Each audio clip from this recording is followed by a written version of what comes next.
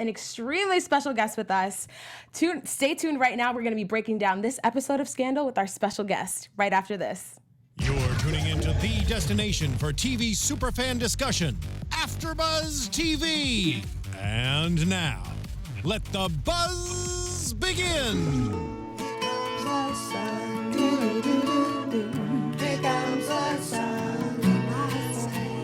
It's all right. This is a feel-good song. I know, right? All right, lights, yes. It should be saying "Here comes the ending" because I know. Scandal's ending. So sad. Jake wanted that sun. Oh, This is the only sun he's gonna get in this song. What's up, everyone? Thanks so much for tuning in this week to our Scandal After Show here on AFTERBUZZ TV. You guys know me. I'm your host, Christine, and I'm joined, as always, by my amazing panel, Tessa, Parris, and Jessica. Hey. Hey, guys. But we have a special treat for you tonight because we've got the big man on campus, the guy in the house with us. You know him, you love him. I see some facial expressions. Please help me welcome a big hello to our very special guest, Tony Goldwyn. Woo! Mr. President! You can walk now. Hi, guys. What? Are we on? We are. Okay, there we go. We're Hi, live and everybody. direct. Hi. Thank you so Welcome. much. Yeah, thanks for calling in. Thanks for having me. Yes. Yeah. So sorry you're in my kitchen. Cool. We're getting nice and intimate. Yes. I love it. Yes. Well, Scandal is ending. It's 7 seasons, such a great run. I mean, how do you feel, if you can put it into a couple words for us? Wow. Well, grateful, number one. Yeah, sad. Mainly to be, it's been such an incredible relationship with all of you guys, and of course with our, my Scandal fam, as we call them. Yes. The cast is just so incredible, and Shonda and our writers. Just that we've really, over 7 years, you really become tight. So that's been, it's like I always say, it's been like graduating high school, So hopefully we'll all keep hanging. But yeah, our last filming the last scene a couple of weeks ago was a pretty emotional experience. Was it? Yeah, I saw in a couple interviews that you all were there for the scene. Even people who weren't in that final scene, you guys all came to set and had that moment together. Yeah. Well, I was sorry, my dog is walking around. A bunch of us went out. Yeah, because we weren't in the scene. We went out to dinner and had too much to drink, and then crashed the set around midnight, and made it very difficult for them to keep filming. But there were about over 100 people packed into this little room, into what is when we film at now it's QPA, Quinn's office. At what was open. When they're in the conference room, we all put the video monitors and everything in Quinn's office, in her old office. So we were all packed in this little room, watching the end of Scandal, and Shonda was there, and everyone. It was great. It was very fun to be together for that. Who was in that last scene? It was Katie, and I guess I shouldn't even tell you that. No, I guess I can't, because it wasn't the last scene of the show. Right. I was trying to get you. Film, we film out of order. So it was a conference room scene at QPA, and it was Quinn and I don't think it's a big spoiler, Olivia and Huck and Abby and the crew, and doing their thing in the conference room. So, and that there were, I forget who all was in there, but it was I'm forgetting, because if I remember, Shonda will show up at my house and strike me down. We don't want to get you in trouble. Yeah, no. It's so great. So you have had quite the career, quite the impact on this show. I mean, being the lead character and having to go through all the emotional trends that Fitz had to deal with. And so what I want to know is, personally, as an actor, how have you evolved over the years as playing Fitz? Yeah, that's a cool question, because the thing that's most, I've never done a television series before. I'd either worked in movies or in theater, or I'd done a couple of things where I played a character that was on a show for 4 episodes or something like that, you know. So Right. so Scandal was my first time going for it and saying, okay, I'll commit to this for 6 years is what you initially sign up for, and that's a big commitment. So but what I really loved about it is you never know where the character's going, and particularly the way Shonda works, we never know anything. Yeah. And you know, when you do a movie or you do a play, you understand what the beginning and the middle and the end are for that character, so you can kind of plan out the whole thing. But you can't do that on a television series, especially not ours. So it kind of really shifted my approach to acting, where I didn't, you know, I couldn't insist on that. So I couldn't. There were a lot of decisions I couldn't make, and I realized that's how life actually is. You know, we think we can control things. We think we know what's going to happen to us, and of course we don't. All right, so we're still talking with the amazing Tony Goldwyn. I want to just switch gears a little bit and talk to you about directing. If my research serves me correctly, you've directed 9 episodes to date, and I just want to know, are you going to correct me on that? I don't know. You don't know? All right. It looked like you were going to say something. I'm sorry. No. I just want to know what you enjoy most about being in the director's chair versus acting in these scenes, and what kind of challenges you might have faced doing both. The best thing about directing for me on Scandal really is getting to work with everyone like in a different way. Right. It's so much fun. You know, I've been a director for about 20 years, and to do it under these circumstances where I'm working with people that I'm so close to and I get to act with them all the time, and then to be able to just change up the relationship and work with them in a different way, and also to do stuff with people that I don't get to work with a lot as an actor. I mean, like, you know, Guillermo and I almost never have scenes together, and or Quinn or those people. So to get to work with them intensively as a director, I feel really lucky. So it's really fun. Wow. How is it directing yourself, though? Like when you're in the scene that you're directing? Yeah, that's a weird challenge. You know, I've done it a few times. I've only done it in television. I've never done it in a movie, but I did it first on the show The L Word years ago, which was one of the first things I ever directed. And then Dexter, I did it. And then on Scandal, obviously a lot. And it's cool. It's an interesting challenge. You know, I mean, I find as an actor, I tend to do my best work when I have an outside eye, a director to help me be better. Right. But you know, not having that forces you to trust your instincts, and that's a really good thing. You know, you have to think, all right, did I do what I wanted to do? And so it's a fun challenge. The weird thing, the very first episode of Scandal that I directed, I had a really intense love scene with Kerry, so that was really a bizarre thing to do. How does that even work? Tony, do it this way. You know, I go, okay, so here's what we're gonna do here. He's like, really? Okay. That's so funny. I remember that was very funny because it was a very important love scene for Fitz and Olivia. It was when, if you remember, I think it was in season 2, and Fitz and Olivia had been really at odds, as they often are, and it was the one where Mellie is about to expose the fact that we've had an affair, and she's threatening to go onto, she's living outside the White House, and she's threatening to go on TV and expose us.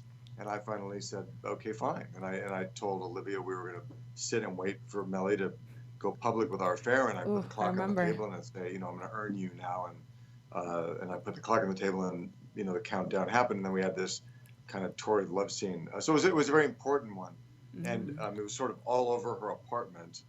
And when I read the script, I was like, wow, that's a serious sex scene. TV, So one of the things you do when you're directing television is you want to sit with the creator, Shonda, and kind of talk through the script. It's called a tone meeting. And before you start shooting, you kind of sit down and talk through, and she tells you if there's specific things she's concerned about and wants you to know, and you can kind of talk her through, how you're imagining to do things, so everyone's on the same page.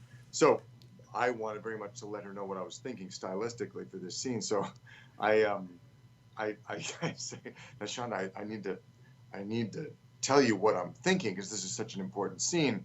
And I'm kind of get up in her office and I'm sort of describing each individual, piece of this section.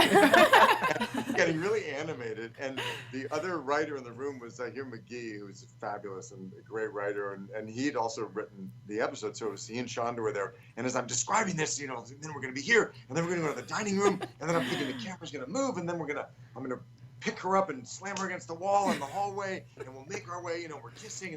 And Shonda and Zahir are sinking further and further down. I'm describing this, and finally she's like, "Stop! You have to stop! I can't listen to this anymore. I'm just too embarrassed. I trust you, whatever you're gonna do to me, I just can't listen." Oh my God! I'm totally embarrassed. I was like, "You wrote it. I mean, Right." So I've always teased her about that ever since. It was really funny. Oh my gosh. That's so funny. Yeah. That's so funny. Well, you talk a lot about working with Shonda. What was it like having her on set and just working with Yes. her in general over these last few seasons? Because we feel her influence in every single episode. Mm-hmm. Oh yeah, it's funny.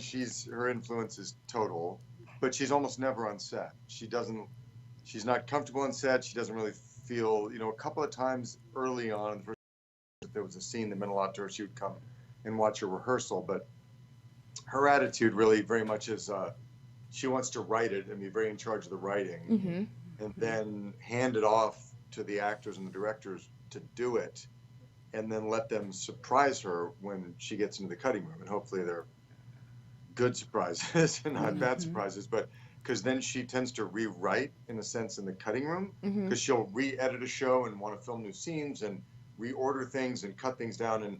And so she kind of really hands it off to us.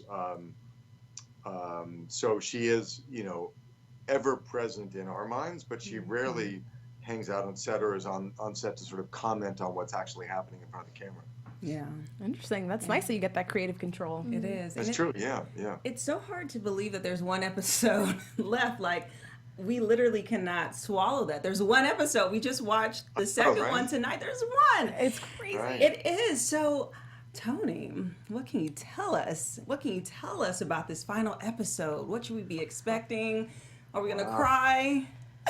Yeah, I think you will. Oh, I think I will too. It's really well done. It's really satisfying.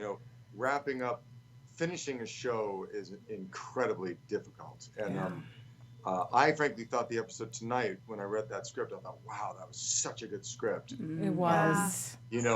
The finale is going to have a hard time topping it. And I sort of didn't expect that she would, because I thought, it's really hard to finish a series. How do you take all of this storytelling and wrap it up in a way that's really satisfying for the audience, but isn't too sentimental and isn't like, obligatory in all the different ways it pays off. And it really is both satisfying and frustrating and emotional in all the right ways, and she somehow manages to pull it off. So I think people are going to really dig it. I know I did, and I don't obviously want to tell you anything about it, except we finally went to Washington and filmed in Washington D.C. the first time. Never been to D.C. except for special effects shots. Yeah. We all went to D.C. and filmed for a few days, which was just like a big party and really fun.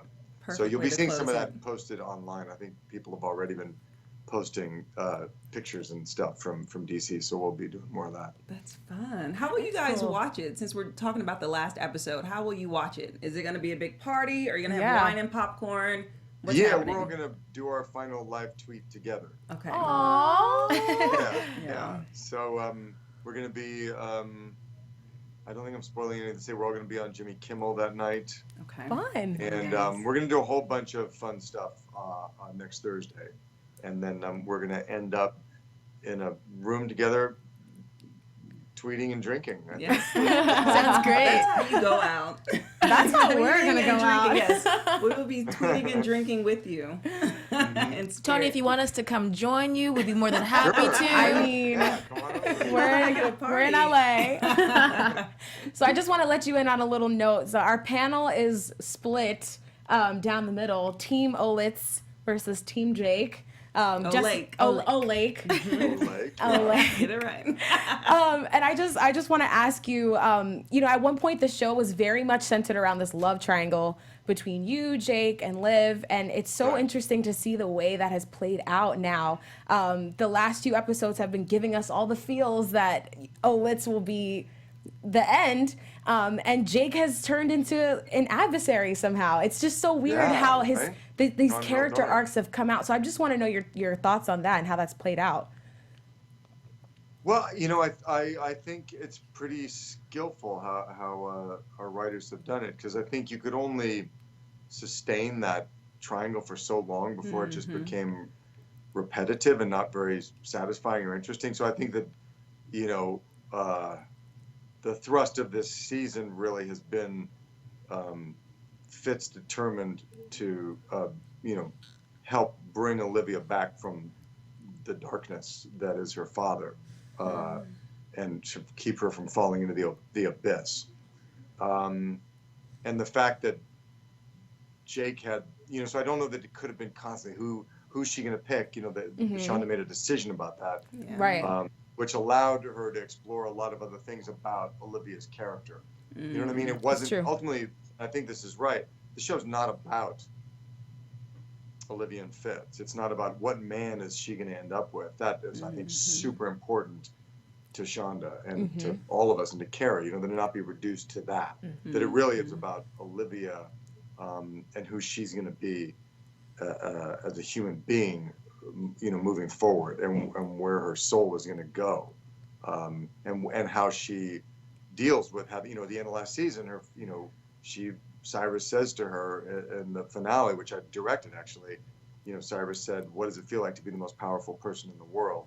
And she says, "Right, it feels right," which I thought was such a genius line. Yes. But that really becomes the theme for season 7, of like what happens to a person when they become the most powerful person in the world. So you know what I mean? So it's not really about us. Fitz serves the purpose of having kind of made a choice for himself to step out of the darkness and try and atone for all of his many sins, and to try and help Olivia save herself from what, from the that all corrupting force of power. So anyway, so by definition, this season, it couldn't be about that love triangle anymore. I think it would have just been too lightweight. Yeah. It may be hard, but out of all of the 7 seasons, do you have a favorite episode or favorite scene that you shot? Gosh, there's so many great ones. I really loved. Wow. Favorite episode. One of my favorite episodes would have. I had a few. The 752 one, the one that was all about Huck's backstory, I thought was really brilliant. Yeah, that one was very creepy. Yes. The lawn chair episode, I thought was incredible. Yes. The ones that I did, I thought our season finale last year had a lot of really great stuff in it with Melly's inauguration, and all that was really fun. But for me personally, I love the scene, the show that Ava DuVernay directed, where Fitz brings Olivia to Vermont, and they kind of have it out, and you finally, little intervention.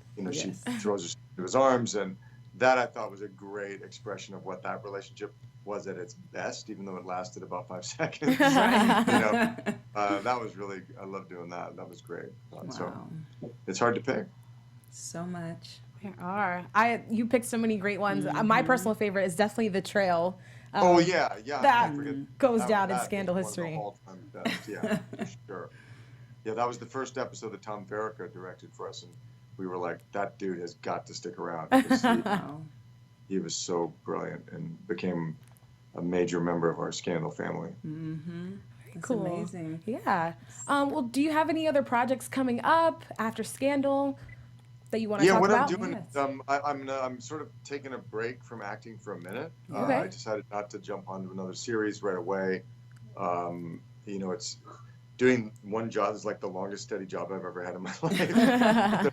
It limits you from doing other things. So, I would love to do another television series, but I'm going to wait. And so I'm focusing right now on projects that I'm producing and maybe going to direct too, and some television Nice. series that we're developing.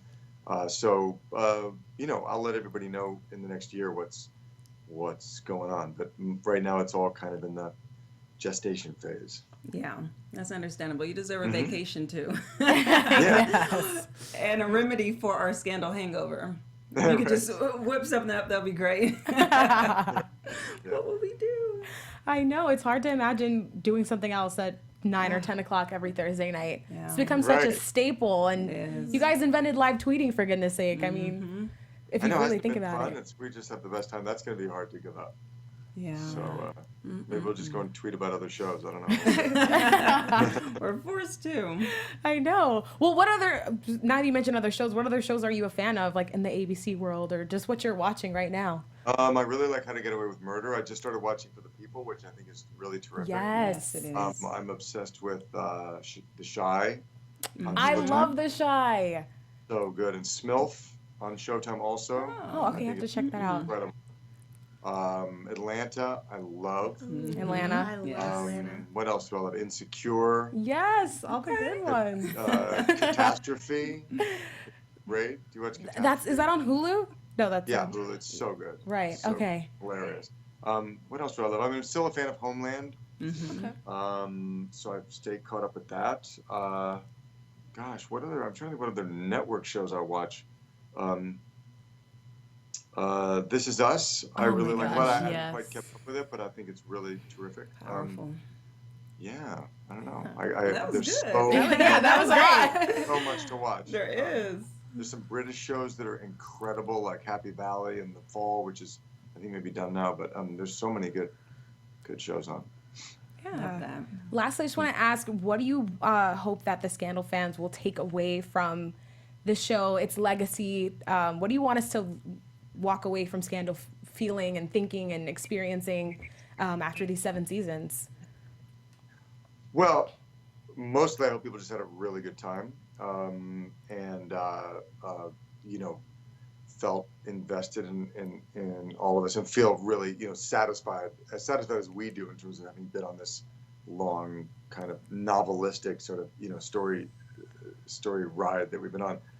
In terms of the other takeaway, I think hope people feel the way I do about what Shonda Rhimes has done for network television. To have a show that in such an entertaining, kind of mainstream, fun way has shifted our perspective on our culture by having the Republican chief of staff to the president happen to be married to a man, or to have an interracial relationship at the center of a show without even mentioning it for a season and a half. And then when she decided to talk about race, she really talked about race in a very unflinching way. Yes. Shonda sort of made things normal that maybe 7 years ago were surprising or not terribly normal, and now having an African American lead of a drama is normal. Is now the pretty standard procedure. Whereas when we started, it was like, oh my God, is that going to work? It's been 40 years. Yeah. So and the portrayal of women in general as being taking it for granted that women belong in positions of power and authority without exception, that is I think I really hope that I know that it's had that impact on our culture. So I hope that our gladiators feel proud that they've been a part of that and have been a big influencer in that way. Yeah, We that was do. beautiful. Because if it wasn't for them, we wouldn't have existed. Really, it was with this live tweeting that we did from our very first episode was how we caught a wave with this show. It really was a grassroots hit online. I mean, on Twitter, before the network even realized and advertisers realized what they had. I don't know that they were sure we were going to work or not. Right. Wow. And you guys blew Trailblazers. up. Yeah. Yes. Yeah, and it blew up, but really thanks to our fans. People really in our second season, journalists started writing about what was happening on Twitter. Right. And then the network was like, oh man, we got a tiger by the tail here. And then they started really promoting it. Wow. Amazing. Wow. Yeah. 7 seasons later, here we are. Yeah. I'm sure we'll still be talking about it on Thursdays. Hashtag bring back Scandal. Hashtag what do we do now? I'm sure we're going to It's already starting. Maybe a nice little Scandal 2-hour movie. Whatever happened. Come on. Imagine. Oh my God. I don't know if my heart can take that. Yeah, no, I hope that doesn't happen. Well, we'll be on the edge of our seats until next week. Until then, thank you so much for calling in and chatting with us. Our fans in the live chat love you. They say hello. They're going crazy. They're going crazy. Yeah. We're all thanking you so much. You guys have been, I know, such avid fans and supporters from the beginning, so we love you a lot for that. Oh, Thank you. Thank you. So nice. Well, enjoy the rest of your night. Thanks for chatting with us. Okay, guys, Yes, take care. Bye. Bye. Bye. Oh my God, guys. So what? How amazing. That was So good. now, how do we digest this episode? I know.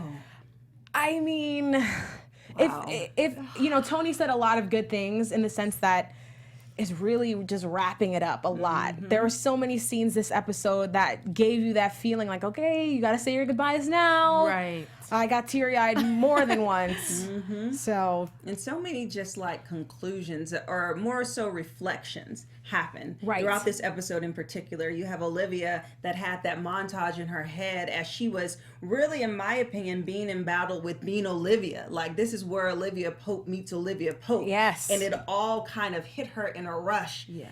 And that was breathtaking to me. I had the chills. It was breathtaking. I was tearing up, honestly. Yes. Watching her, I mean, also I think watching we her all cry. were. Yeah. Yeah, it was beautiful. I didn't realize how powerful she really was, you know, until that montage. I mean, I've known, but, you know, seeing her grapple with the ugly sides of power and then the noble sides of it all in one was just, it was a lot.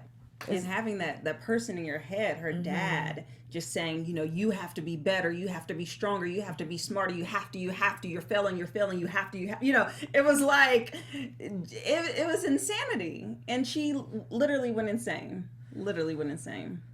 It kind of makes sense to why she went insane, though. Seeing all that she's been through, her kidnapping scenes, all of that coming back, I was like, yeah, she should have gone insane way longer, like a long time ago, because she's been through so much. I mean, just having 2 crazy parents, too. Yeah. So, My goodness. How do you guys feel about the decision that was made in this episode to expose B613 and to go that route in terms of clearing Melly's name and exposing the truth and really stepping into the sun? I think it really feeds into what we've been hearing about the finale, that we're going to end so satisfied. And I think it was one of those things that we still haven't touched on yet as far as darkness goes. So the more I think about it, the more I'm like, oh yeah, they kind of needed to resolve this because they always talk about trying to get rid of it. you're so right. I never thought about B613 at all as how it's going to end, but it's been a huge part of Scandal, so I'm glad that they actually brought it back, Yeah. and they're showing that they're going to dismantle it, because that was like the head of the darkness. And it was created to serve the Republic and to save it at all costs. And it's the one thing that's being jeopardized right now, and it's at stake. So I guess it does make sense for it to come full circle and be the thing that makes or breaks how this plays out.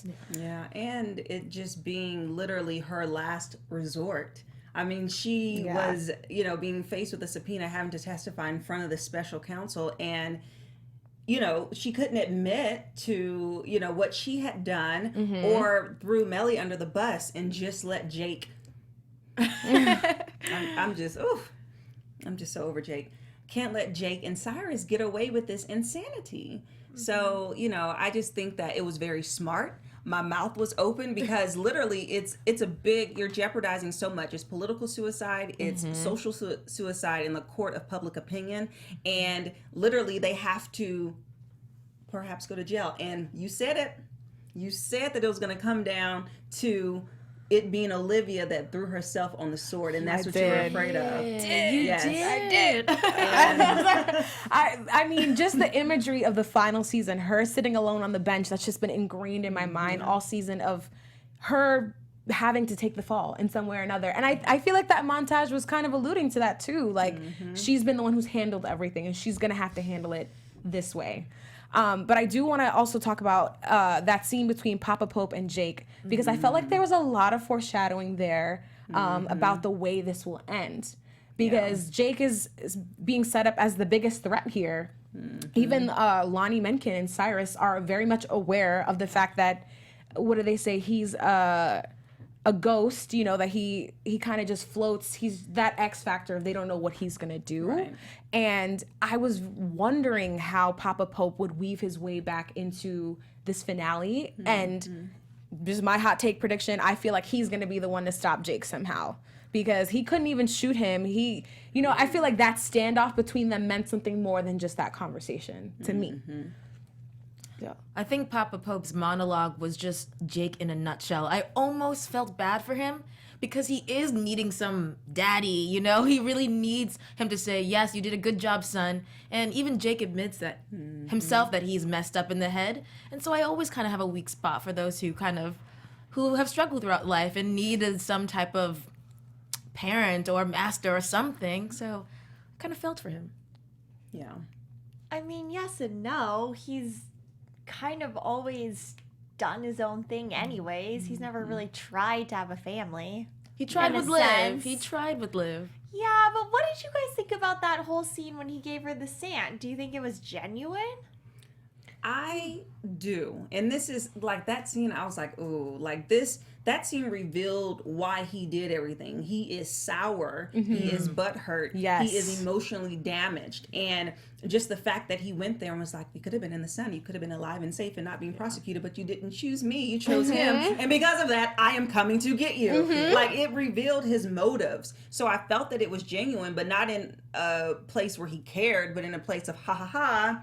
You know, you should have chose me. And I think it was a test also. Yeah. Because when he handed her that and she was like, no, thank you. He was like, that's what I thought. I feel like that was the final straw. And if Olivia would have said, okay, and showed some compassion, he would have perhaps retracted everything that he was doing. Because he said, if you starve a dog.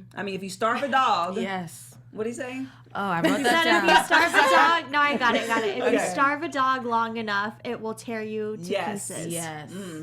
And she did, mistreating him. Yeah.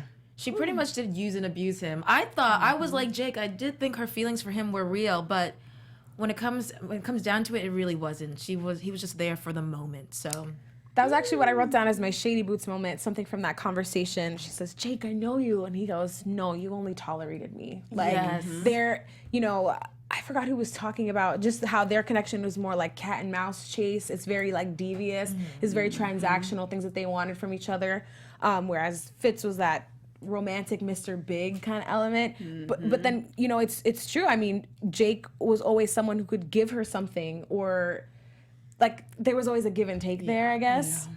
So that just stung really hard when he said that. And I love when Rowan, it was just so crazy to me because he's always said, you can't take command, but it was like this weird full circle because he goes, you can't take command because it's in my bones. And that moment, I was like, first off, that's the reason. And number two, these damn bones. You and the bones. These bones, they have a purpose. That's so funny. They came back around to have a purpose. That's true. Bones. That has to be like a sick joke somewhere in the writer's room. Like the fact that he's been obsessed with bones and that was his job from day one. Like, what is that? Can anyone tell me, please? So, y'all know that Jake is spying on you. He's in the Oval Office. He's on the balcony. Like, who knew that there was footage there? Why are you all conversing in the Oval Office about your plan against Jake?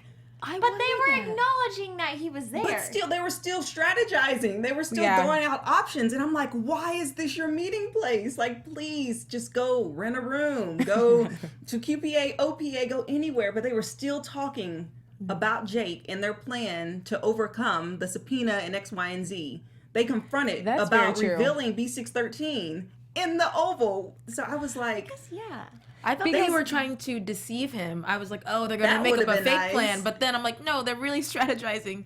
I knew it was real because when Liv said, you know, we're already behind. And that to me was very telling to him, like, okay, he sees that now too. And he's, you know, he's in on the fact that you guys are so far behind.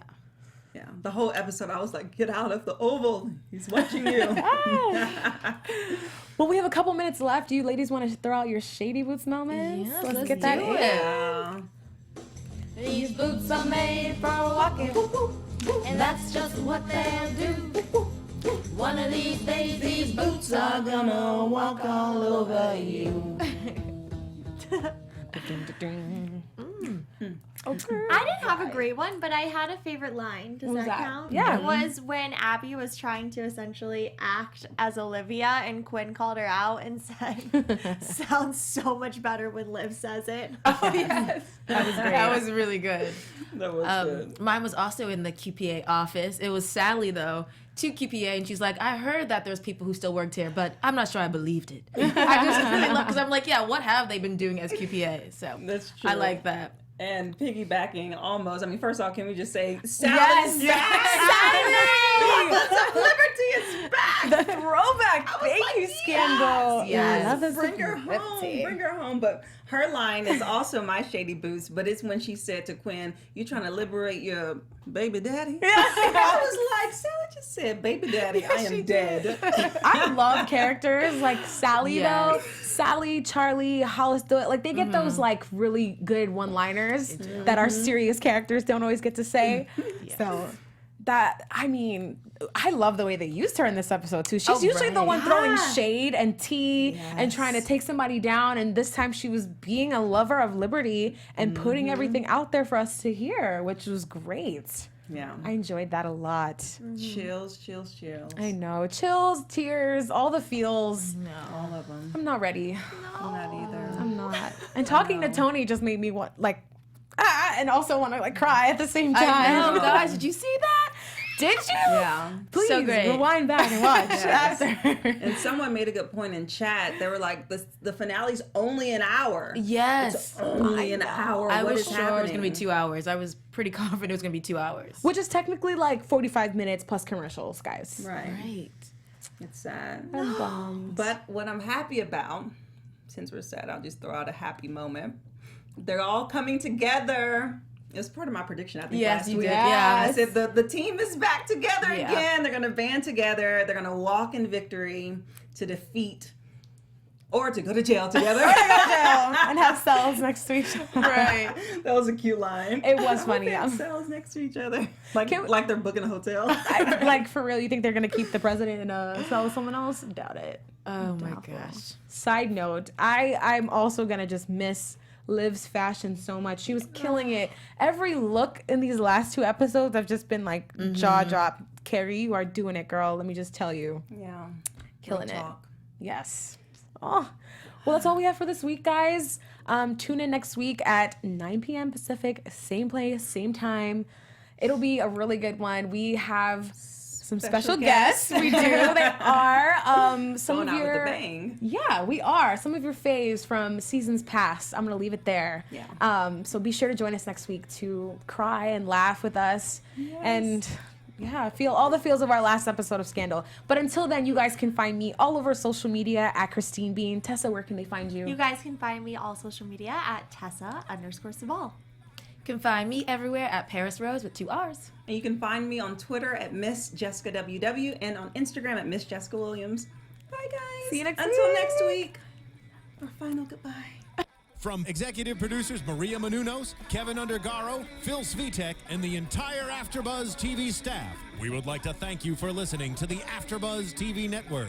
To watch or listen to other after shows and post comments or questions, be sure to visit AfterBuzzTV.com.